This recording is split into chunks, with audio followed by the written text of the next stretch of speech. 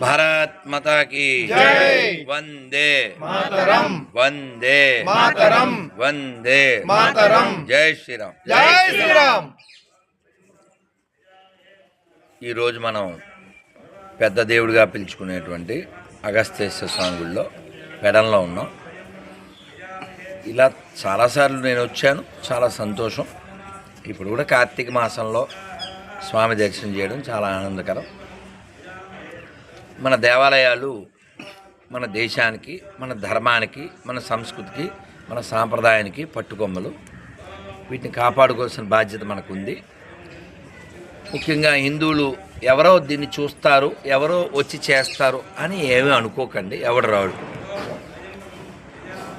ఓ పాకిస్తాన్ ఎందుకు పుట్టింది, ఓ బంగ్లాదేశ్ ఎందుకు పుట్టింది? హిందువులు తగ్గిపోయారు కాబట్టి పుట్టింది. ఎవడో వచ్చి నీ గుండె రక్షించడం. నువ్వు వెళ్ళేటప్పుడు ఏదన్నా గణపతి ఫెస్టివల్లోనో లేకపోతే ఇంకో రథయాత్రలోనో ఎవడైనా నీకు పాలు మజ్జిగో ఎవరన్నా పంచిపెట్టాడంటే అందులో వాడి శరీరంలోంచి ఏదో ద్రవం కలిపి పంచిపెడుతుంటాడు. ఎవడైతే హిందువు కాదో వాడు పంచిపెడతాడు.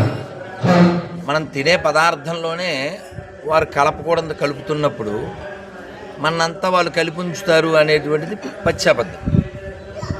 ముఖ్యంగా మన దేవాలయాలు నాశనం చేస్తేనే వాళ్ళ మతం అనేది ఉంటుందనేది వాళ్ళ ఉద్దేశం. కాబట్టి దేవాలయంలోకి ముఖ్యంగా ఏ దేవాలయమైనా, ఆ శ్రీశైలమైనా, తిరుమలైనా, పెడనైనా, కనకదుర్గమ్మ, విజయవాడ అయినా, సింహాచలమైనా హిందువులే పనిచేయాలి. పనిచేయడానికి వచ్చేవాళ్ళు కూడా హిందువులే అయి ఉండాలి. ఎవరికంటే వాడిని పంపిస్తే వాడు రెక్కి నిర్వహిస్తాడు. ఢిల్లీలో ఏమైందో లేకపోతే గల్లీలో అదే అవుతుంది. కాబట్టి ఎవరన్నా సెక్యులర్ దరిద్రులు ఉంటే దేవాదాయ శాఖలో కానీ, గుళ్ళల్లో కానీ, ఇళ్లల్లో కానీ సముద్రం దగ్గర ఉంది, వాడుకోండి. ఎందుకంటే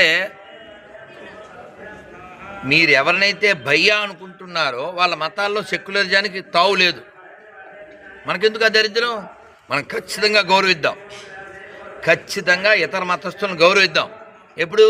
వాళ్ళు కూడా మన గౌరవిస్తే కదా. ఎంత గౌరవిద్దాం? వాళ్ళు ఎంత గౌరవిస్తే అంత గౌరవిద్దాం. వాడు నా రాముడిని ఎంత గౌరవిస్తాడో నేను వాడి దేవుడిని అంతే గౌరవిస్తాను. వాడు నా శివుణ్ణి ఎంత గౌరవిస్తాడో మేము అంతే గౌరవిస్తాం.